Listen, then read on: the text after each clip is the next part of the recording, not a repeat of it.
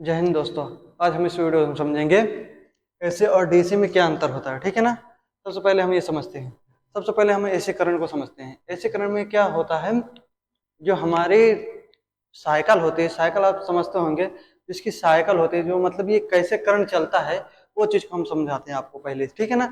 जो हमारा ये एसी करंट जो चलता है ना, वो up down up down up down करके चलता है। वो कैसे?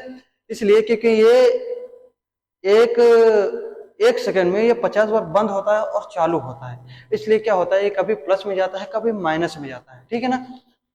सबसे पहले हम समझते हैं जो हमारे एसी करंट में होता है, हमारे इसमें वोल्टेज होता है 220, 440, 110। ठीक।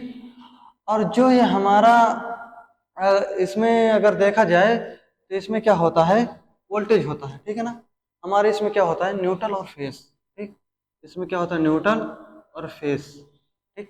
ये हमारे अल्टरनेट। जो हमारा डीसी करंट होता है ना, डीसी करंट में क्या होता है, डीसी करंट में हमारा होता है प्लस और माइनस जाता है, प्लस माइनस पाया जाता है कि न्यूट्रल फेज। तो आपको क्या सीधा बोलना है, न्यूट्रल फेज, अगर इंटरव्यू में आपसे पूछा जाए तो। ठीक है ना।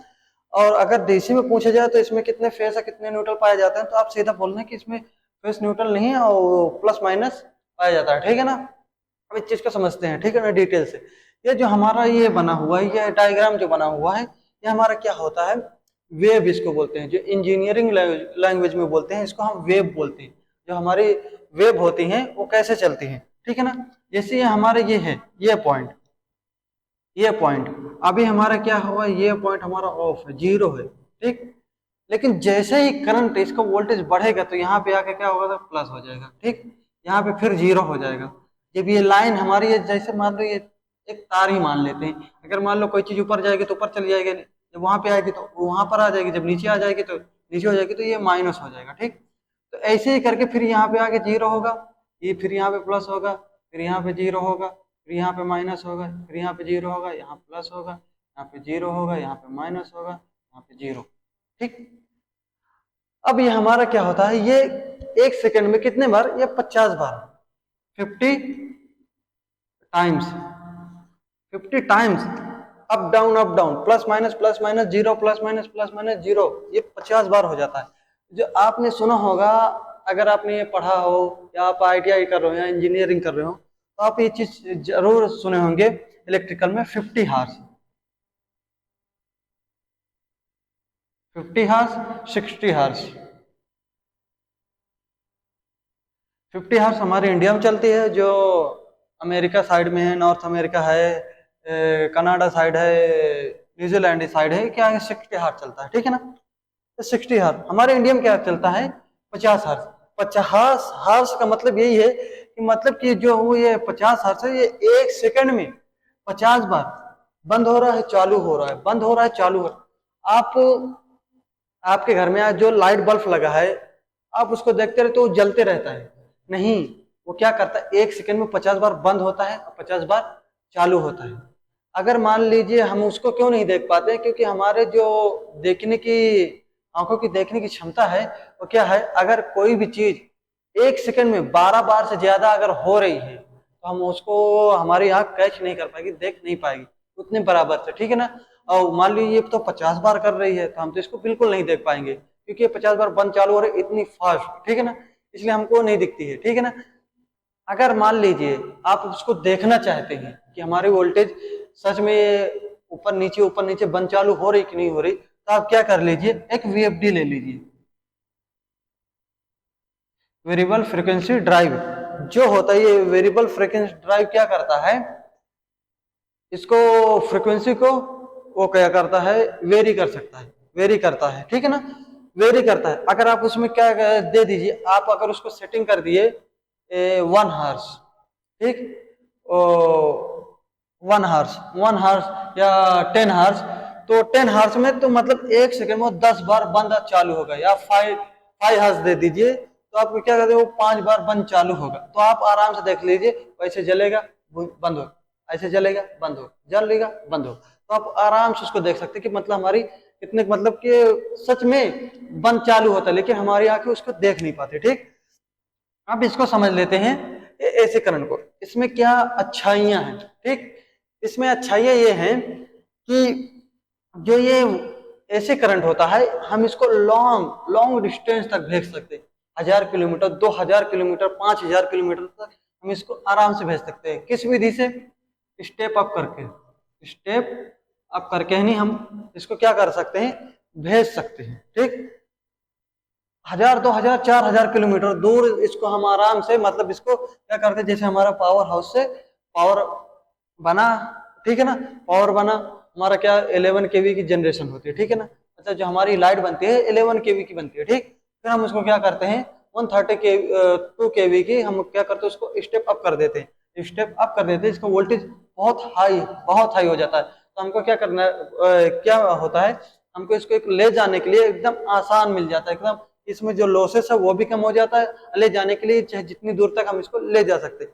लेकिन हमारा जो डीसी है, डीसी में ये खास बात नहीं है, ये खास बात नहीं है। इसको हम अगर ज्यादा ज्यादा ले जाएंगे 10 मीटर, 50 मीटर, 100 मीटर, पहले डीसी का ही वो चला था, लेकिन इसमें इतना डिसएडवांटेज था, मतलब इसको 660 केवी की जनरेशन ही कर सकते हैं बस, इससे ज्यादा नहीं कर सकते। अब इसको हम स्टेप अप भी नहीं कर सकते, ठीक है ना। इसलिए हमारा क्या होता है, हम इसको ज्यादा दूर तक नहीं ले जा सकते। लेकिन इसमें एक खास बात ये है, खास बात ये है कि हम इसको स्टोर कर सकते हैं, आराम से इसको स्टोर कर सकते हैं, स्टोर करके ले जा सकते हैं या स्टोर करके रख सकते हैं। आपने देखा हो जो हमारे मोबाइल है, लैपटॉप है, और जो है हम जो बगैर कनेक्ट किए हम चलाते हैं, कोई भी उपकरण होगा, कैमरा है, ये सब क्या होता है, ये इसी की देन है, डीसी करंट की ही देन है। जो आज हमारे पास जो है बगैर वायरलेस, विदाउट वायरलेस ही हम कोई भी उपकरण को यूज कर सकते हैं, तो हमारा क्या है, डीसी करंट के वजह से है। और जो हमारे एसी करंट को है, ऐसे करंट क्यों नहीं, हम डीसी में कन्वर्ट कर सकते हैं। डीसी में कन्वर्ट कर सकते हैं किसके थ्रू? रेक्टिफायर के। रेक्टिफायर आप समझते होंगे, जो हम डायोड को डायोड को नॉर्थ और कन्वर्ट और न्यूट्रल और पॉजिटिव नेगेटिव को जोड़ करके बना देते हैं। तो उसको क्या करते हैं, हम डाउन कर लेते हैं, मतलब एसी करंट को डीसी में बदल लेते हैं। लेकिन हमारा जो एसी डीसी वो रेक्टिफायर जो बदलता है वो प्योर नहीं बदलता, उसमें एक कैपेसिटर लगाना पड़ता है हमारा, तभी वो प्योर डीसी निकालता है, ठीक है ना। जो हमारा डीसी को है, अगर हमको एसी में कन्वर्ट करना पड़ता है, तो क्या करना पड़ता है, हमको इसके लिए एक इन्वर्टर कन्वर्टर की जरूरत पड़ता है, ठीक है ना, जो डीसी को एसी में कन्वर्ट करता है, ठीक है ना। इन्वर्टर की जरूरत होती है, ठीक है ना। इन्वर्टर भी कई टाइप के आते हैं, sine wave, non sine wave, square wave, मतलब उसको हम आगे नेक्स्ट वीडियो में समझेंगे कि साइन वेव, स्क्वायर वेव और नॉन साइन वेव क्या होता है, ठीक है ना, स्क्वायर वेव क्या होता है, वो हम आगे वीडियो में समझेंगे। पहले आप इस चीज को समझिए, एसी और डीसी। आप ये समझ गए होंगे कि डीसी में हमारा क्या है, लॉन्ग डिस्टेंस नहीं ले जा सकते हैं हम, लेकिन इसको स्टोर कर सकते हैं। लेकिन हमारा जो एसी करंट को हम स्टोर नहीं कर सकते, एसी को डीसी में कन्वर्ट कर सकते हैं, तो इसको लॉन्ग डिस्टेंस तक, दूर तक हम इसको भेज सकते हैं। हमारे जो इसमें क्या होता है, फ्रीक्वेंसी होती है। अगर आपको इंटरव्यू में पूछ लिया जाए तो डीसी में हमारे कितने फ्रीक्वेंसी है, आपके ये में नहीं बोलना कि जीरो नहीं बोलना है, उसके क्या बोलना है, हमारे डीसी में फ्रीक्वेंसी नहीं होती है। हमारे इसमें जो होता है पावर फैक्टर कांस्टेंट 1 होता है, और जो सबसे अच्छा पावर फैक्टर होता है 1 होता है। 0.8 भी होता है, 0.9 भी होता है, लेकिन ये हमारा जो है ना अच्छा वो नहीं होता है। अब ये पावर फैक्टर क्या है, हम पावर फैक्टर हम इसको नेक्स्ट वीडियो में समझेंगे। थोड़ा सा इसमें हम समझ लेते हैं पावर फैक्टर क्या होता है। जैसे मान लीजिए हमारे ये एक तार है, ठीक, एक एग्जाम्पल तार ले लेते हैं, ठीक। हमारा क्या है, ये वोल्टेज जा रहा है, ये वोल्टेज जा रहा है इसके अंदर, ये रेड कलर जो है ना हमारा वोल्टेज हो गया, ठीक है ना। लेकिन इसके साथ में क्या होता है, करंट के साथ में आपने जाना होगा, वोल्टेज भी जाता है, ठीक है ना। उसके साथ में क्या करता है, वोल्टेज भी जाता है, वोल्टेज भी ट्रैवल करता है करंट के साथ में। मान लीजिए हमारे करंट हो गया, ठीक। अब हमारे एक इधर से हम वोल्टेज दे दिए, ठीक ना, हमारा वोल्टेज क्या करेगा, मान लीजिए यहाँ से चला, क्या कर दे, ऐसे ऐसे ऐसे, ये क्या करेगा, आगे पीछे हो जाएगा, ठीक है ना।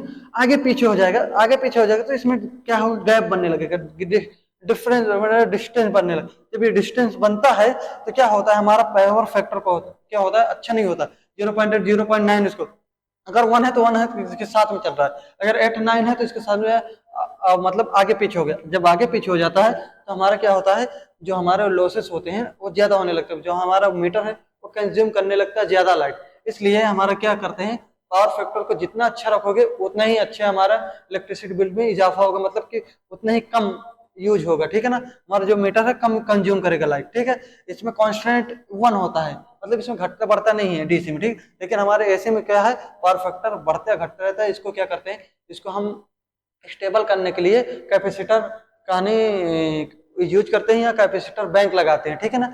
अब ये इंडस्ट्रियल में यूज होता है, घरों में तो यूज नहीं होता है, लेकिन हमारे घरों के लिए भी आते हैं उपकरण कि मतलब कि हमारे मान लो लगा दीजिए मीटर के पास, तो क्या करता है हमारे पावर फैक्टर को इक्वल करके रखता है, बराबर करके रखता है, ठीक है ना। आशा है कि हमारी वीडियो आपको समझ में आएगी। अगर समझ में आई होगी तो क्या कर दीजिए, हमारे वीडियो को लाइक कर दीजिए और सब्सक्राइब जरूर कर लीजिएगा नेक्स्ट वीडियो देखने के लिए। सबसे पहले आप, ठीक है ना, सबसे पहले आप अगर वीडियो देखने जाते तो सब्सक्राइब जरूर कर लीजिए, ठीक है ना।